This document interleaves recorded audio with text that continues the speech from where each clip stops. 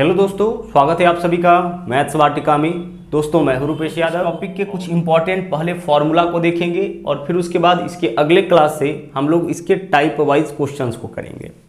सबसे पहला देख लीजिए कॉन्सेप्ट क्या है। जैसे कोई भी संख्या हम लोग लिखते हैं, मान लीजिए कि हम x लिखे, तो x का जनरल पावर अगर कुछ भी नहीं है, इसका मतलब कि इसका जनरल पावर 1 होगा। x का पावर आप ही देख लीजिए, कुछ भी नहीं है, इसका मतलब क्या होगा, x का पावर कितना होगा, आपका 1 होगा। किसी भी संख्या का, मान लीजिए हम संख्या 5 ही लिखे, तो 5 का पावर अभी कुछ नहीं दिए, इसका मतलब कि इसका पावर क्या होगा, इसका पावर 1 होगा। तो किसी भी संख्या का जनरल पावर कुछ भी नहीं रहे, इसका मतलब कि उसका जनरल पावर 1 होगा। और मान लीजिए कि इस तरीके से, इसी को हम लोग करनी बोलते हैं। अब यहाँ पे जो भी वैल्यू होगा ना, करनी में अगर कुछ भी ना रहे, सपोज करें कि बेस आपका यहाँ पे भी x दिया गया है, यहाँ पे कुछ ना रहे, मतलब कि यहाँ पे क्या होगा, यहाँ पे आपका 2 होगा। और इसको भी हम लोग पावर ही बोलेंगे, है ना। जो करनी में वैल्यू होगा उसको भी हम लोग क्या बोलेंगे, पावर बोलेंगे। लेकिन यह कहलाएगा नुकीला पावर। यह तो आपका जनरल पावर हो जाएगा, लेकिन यह क्या होगा, नुकीला पावर। क्योंकि आप गौर से देखिए, यह पावर जो है वह नोक में है, इसलिए इसको क्या बोलेंगे हम लोग, नुकीला पावर।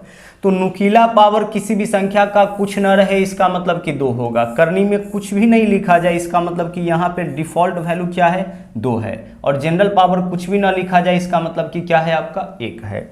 अब देख लीजिए पहला हमारा फॉर्मूला क्या है। जैसे मान लीजिए कि सीधे लिखा हुआ है आपका √x, तो इसके लिए हम क्या लिख सकते हैं, √x बराबर क्या लिखा जा सकता है। तो आप बताओ यहाँ पे कि x का जनरल पावर क्या है। तो x का जनरल पावर कुछ नहीं है, मतलब जनरल पावर 1 होगा। और नुकीला पावर कुछ नहीं है, मतलब नुकीला पावर क्या होगा, 2 होगा। तो नुकीला पावर अगर यहाँ से हटेगा तो यह जनरल पावर के बट्टा में आके बैठेगा, यानी हम क्या लिखेंगे, x का पावर 1/2। √x के लिए क्या लिखते हैं हम लोग, x का पावर 1/2।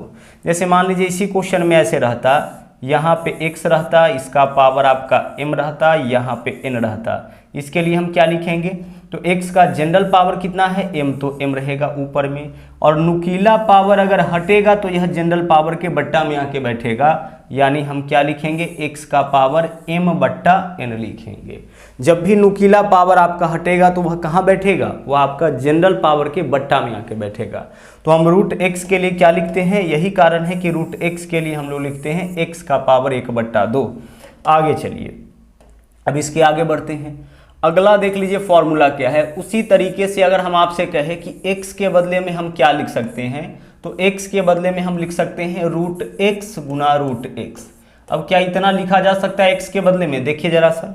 अगर आप x के बदले में √x गुना √x लिखिएगा तो यह क्या हो जाएगा, √x का आपका स्क्वायर हो जाएगा। √x का क्या हो जाएगा, स्क्वायर हो जाएगा। अच्छा, √x का मतलब क्या होता है, x का पावर 1/2। √x का तो यही मतलब होता है, और इसका होल पावर कितना है, 2 है। आगे अभी हम लोग कॉन्सेप्ट एक सीखेंगे कि पावर के ऊपर पावर हो ब्रैकेट लगा रहे तो पावर का आपस में गुना, तो स्क्वायर से देख लीजिए, इससे यह कैंसिल हो जाएगा। पावर का जब आपस में गुना करेंगे तो 1/2 में 2 से गुना होगा, तो 2 से 2 कैंसिल हो जाएगा।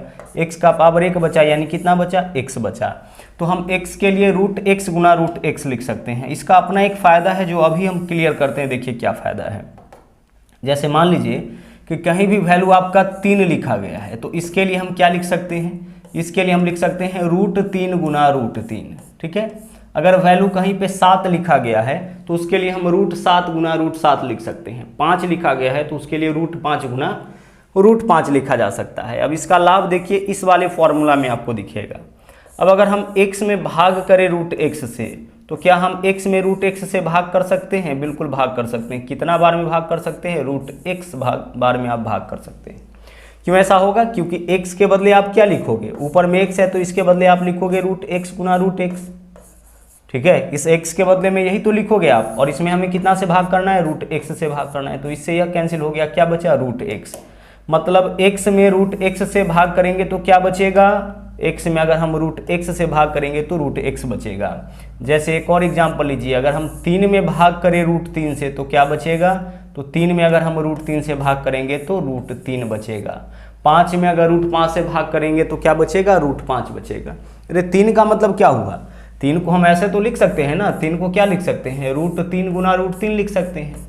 तो 3 के बदले में √3 गुना √3 लिखेंगे, इसके बदले में √3 गुना √3 लिखेंगे, और बट्टा में √3 है तो √3 रहने दीजिए। अब इससे इसको काटेंगे, इससे यह कैंसिल हो गया, क्या बचेगा आपका, √3 बचेगा। 7 में अगर हम √7 से भाग करेंगे तो क्या बचेगा, √7 बचेगा। उसी तरीके से अगर हम 21 में भाग करें √3 से तो क्या 21 में √3 से भाग लगेगा, बिल्कुल लगेगा। देखिए जब आप 21 में √3 से भाग करिएगा तो क्या 21 के लिए आप लिख सकते हैं 7 × 3, 21 के लिए 7 × 3 तो लिखा जा सकता है, या फिर आप ऐसे लिख लीजिए 7 × √3 × √3 21 हो जाएगा ना। 7 × 3, 3 के लिए √3 × √3 और बट्टा में आपका √3 है तो √3 रहने दीजिए। अब जब आप इसको काटिएगा ना तो √3 से √3 कैंसिल हो जाएगा, क्या बचेगा आपके पास, 7 √3 बचेगा। तो डायरेक्ट भी आप कह सकते थे, यहाँ पे डायरेक्ट भी आप वैल्यू निकाल सकते थे। √3 से काटेंगे तो 7 या 21 7 बचेगा और साथ में क्या बचेगा, √3 बचेगा। अगर हम आपसे कहें कि 15 में √3 से भाग करिए क्या वैल्यू बचेगा, तो 15 में जब √3 से भाग करिएगा तो 5 या 15 यानी कि 5 √3 बचेगा। 15 के लिए 5 × 3 और 3 में √3 से भाग करेंगे तो √3 बचेगा, यानी 15 में √3 से भाग करेंगे तो 5 √3 बचेगा। उसी तरीके से अगर हम आपसे कहें कि 45 में √3 से भाग करिए, इसकी आवश्यकता बहुत ज़्यादा होगी आगे चल के जब हम लोग ट्रिग्नोमेट्री पढ़ेंगे, हाइट एंड डिस्टेंस पढ़ेंगे तो √3 से भाग देने की बहुत ही ज़्यादा आवश्यकता पड़ेगी, इसलिए इसको हम और ज़्यादा क्लियर कर रहे हैं। तो √3 से काटिए 15 या 45 यानी कितना हो जाएगा, यह आपका 15 √3 हो जाएगा। चलिए तो यह कॉन्सेप्ट आपका क्लियर हुआ। किसी भी संख्या में अगर आप √3 से भाग करिएगा, 3 में अगर √3 से भाग करिएगा तो क्या बचेगा आपका, √3। x में √x से भाग करिएगा तो क्या बचेगा आपका, √x बचेगा। 3 फॉर्मूला आपका हो चुका है। अब चलते हैं हम लोग चौथे फॉर्मूला के ऊपर। चौथा देख लीजिए कॉन्सेप्ट क्या है। चौथा कॉन्सेप्ट है कि किसी भी संख्या का पावर अगर नेगेटिव हो, जैसे x का पावर -1, किसी भी संख्या का पावर अगर नेगेटिव हो तो बेस उसका उल्टा हो जाएगा। जैसे x का पावर -1 है तो x के बट्टा में क्या है, x के बट्टा में कुछ नहीं है, मतलब बट्टा में 1 होगा। किसी भी संख्या के बट्टा में कोई वैल्यू नहीं है, उसका मतलब उसके बट्टा में 1 होगा। तो बेस को उल्टा करिए, x बट्टा 1 है, उल्टा करेंगे तो क्या होगा, 1/x हो जाएगा। पावर जहाँ है वहीं रहेगा, पावर अगर यहाँ पे है तो यहीं पे रहेगा। जैसे यहाँ पे अगर हम पावर कुछ और ले लेते हैं, यहाँ पे पावर हम ले लेते हैं आपका n, ठीक है, कितना ले लिए पावर, n ले लिए, x का पावर -n। तो बेस को उल्टा करिए, 1/x, पावर जहाँ है वहीं रहेगा, पावर x के साथ है तो x के साथ ही रहेगा, बस बेस क्या हो जाएगा, उल्टा हो जाएगा। ऊपर में x चला जाएगा, ऊपर में 1 जाएगा, नीचे में x आएगा, पावर जिसके साथ है उसी के साथ रहेगा। जैसे देखिएगा अगर हम आपसे कहें कि 3 का स्क्वायर तो क्या वैल्यू होगा, 9 वैल्यू होगा। लेकिन हम आपसे कहें 3 का पावर 2, इसका वैल्यू बोलिए, तो इसके लिए आप लिखिएगा 1/3। 3 को उल्टा करेंगे तो 1/3, पावर नेगेटिव है, बेस को उल्टा करेंगे तो पावर पॉजिटिव हो जाएगा। अब यहाँ पे -2 है, नीचे लाएंगे तो क्या हो जाएगा, +2 हो जाएगा, यानी 1/3 का स्क्वायर, और 1/3 का स्क्वायर कितना होगा, 1/9 होगा। ठीक है, तो 3 का स्क्वायर तो 9 होगा, लेकिन 3 का पावर अगर -2 रहे तो 1/9 हो जाएगा। आप 3 का क्यूब करिएगा कितना होगा, 3 का क्यूब करिएगा तो 27 होगा। लेकिन अगर 3 का पावर आप -3 करते हैं, 3 का पावर कितना करते हैं आप, -3 करते हैं, तो यह आपका 1/27 हो जाएगा। 3 का क्यूब 27 बट 3 का पावर -3 कितना होगा, 1/27। 2 का अगर आप क्यूब करते हैं तो 8 होगा, लेकिन 2 का पावर -3 करते हैं तो 1/8 हो जाएगा। तो कॉन्सेप्ट आप क्या सीखे यहाँ से, कॉन्सेप्ट आपने यहाँ से यह सीखा कि किसी भी संख्या का पावर अगर नेगेटिव होगा, बेस को अगर हम उल्टा करेंगे तो पावर आपका पॉजिटिव हो जाएगा। एक एग्जांपल यहाँ पे और हम ले लेते हैं। जैसे मान लीजिए यहाँ पे ऐसे रहता a/b, ठीक है, a/b, इस पूरे का पावर आपका अगर -n रहता। अब देख लीजिए हम लोग क्या लिखते हैं, ध्यान से समझिएगा। यहाँ पे a/b है, पावर नेगेटिव है, तो पावर नेगेटिव है, बेस को उल्टा करेंगे तो पावर पॉजिटिव हो जाएगा। तो a/b को उल्टा करिए, b/a, इसके नीचे में कौन है, ऊपर में कौन है, सब स्पष्ट हो रहा है। a/b को उल्टा करेंगे b/a, पावर -n है, अब क्या हो जाएगा, +n। पहले से भी देखिए पावर जो था वह इस दोनों के ऊपर था, पहले से भी यह जो पावर है यह इस दोनों के ऊपर है, तो अब भी इस दोनों के ऊपर होगा, बस नेगेटिव से क्या होगा, पॉजिटिव, और नेगेटिव से पॉजिटिव होगा तो बेस क्या हो जाएगा आपका, बेस आपका उल्टा हो जाएगा। a/b था तो क्या हो जाएगा, यह आपका b/a हो जाएगा। जैसे क्वेश्चन में अगर मान लीजिए कभी ऐसा लिखा रहे 2/3 का पावर -2, तो हम क्या लिखेंगे, बस 3/2 कर लीजिए और पावर -2 से क्या हो जाएगा, +2। 3 का स्क्वायर 9, 2 का स्क्वायर 4, यानी हमारा आंसर क्या हो जाएगा, 9/4 4 हो जाएगा। तो पावर जब भी आपका नेगेटिव रहे, बेस को अगर हम उल्टा करेंगे तो पावर क्या हो जाएगा आपका पॉजिटिव हो जाएगा। बहुत ही इंपॉर्टेंट कॉन्सेप्ट है, बहुत ही ध्यान से इसे आप समझते हुए चलिएगा। आगे बढ़ते हैं। 5 फॉर्मूला अभी तक हम लोग देख चुके हैं। अब बात करते हैं हम लोग छठवें का। जैसे अगर हम आपसे कहें कि एक बहुत ही कॉमन फॉर्मूला है a का पावर m गुना a का पावर n, घातांक और करने का बहुत ही कॉमन फॉर्मूला है। यहाँ पे क्या है गौर से देख लीजिए, इस दोनों का ही बेस सेम है, इसका भी बेस a है, इसका भी बेस a है, बेस सेम है, पावर अलग अलग है।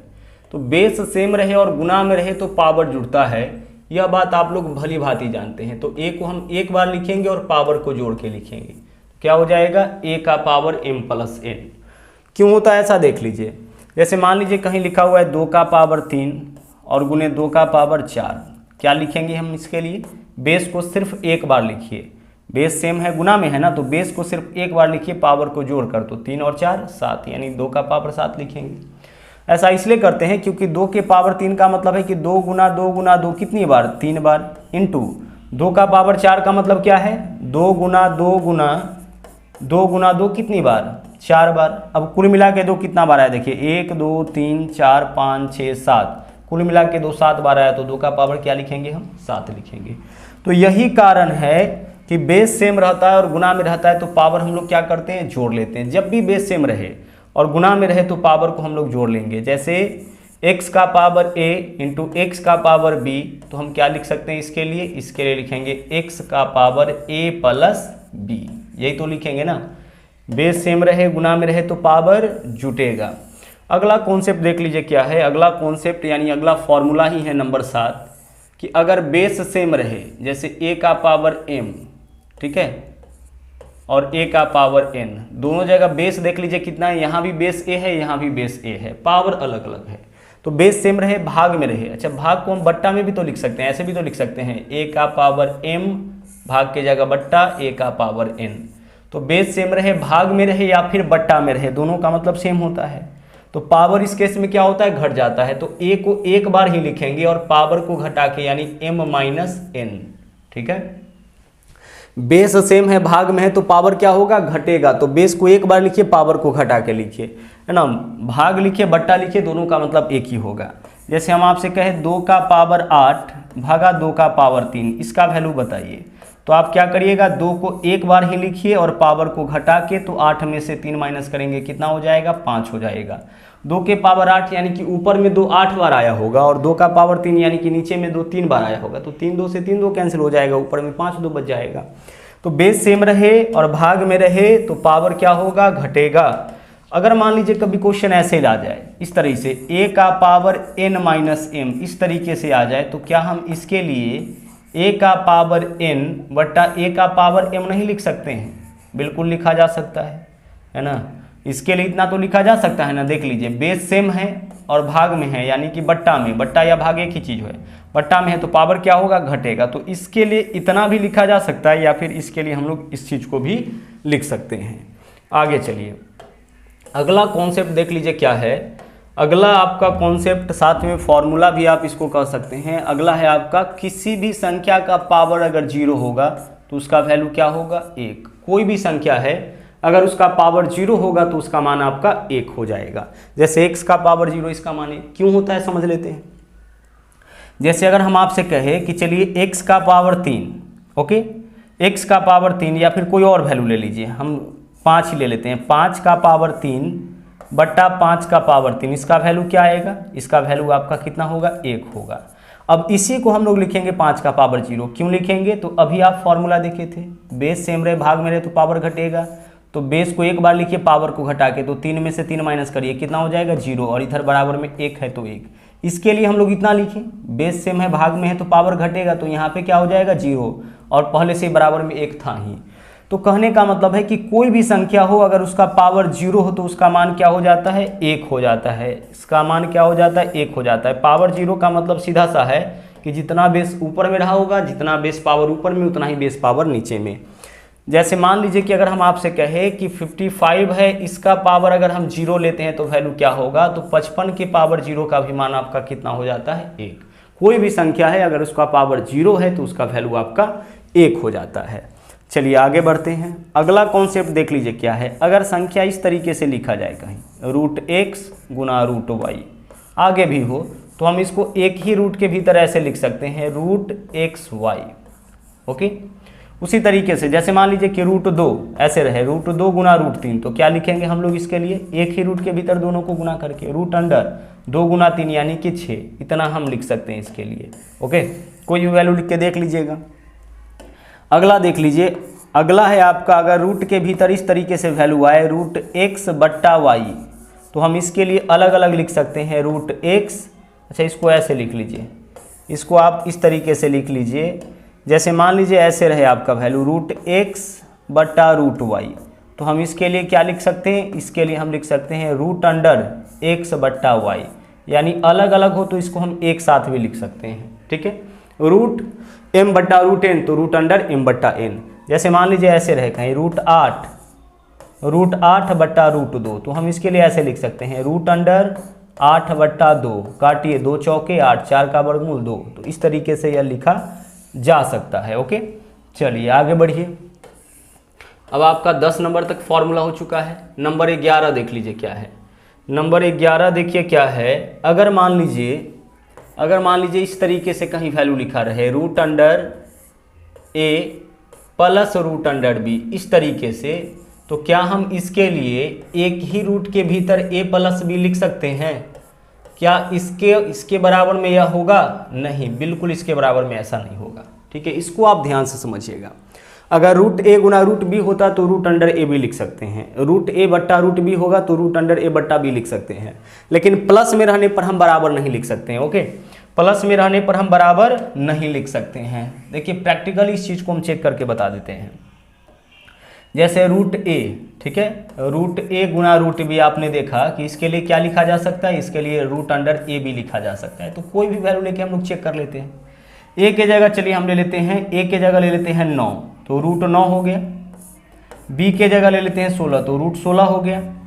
और ए बी, तो ए बी के जगह क्या लिखेंगे, 16 गुने 9 लिखेंगे, 9 गुने 16 लिखेंगे। अब वैल्यू चेक करिए क्या आएगा, 9 का मान 3, 16 का मान कितना आ जाएगा, 4 आ जाएगा। 9 का वर्गमूल 3 और 16 का वर्गमूल 4, इधर भी वैल्यू कितना 12, इधर भी वैल्यू कितना 12, यानी LHS बराबर RHS आ गया। तो रूट अंडर ए गुना रूट अंडर बी के लिए हम रूट अंडर ए बी लिख सकते हैं।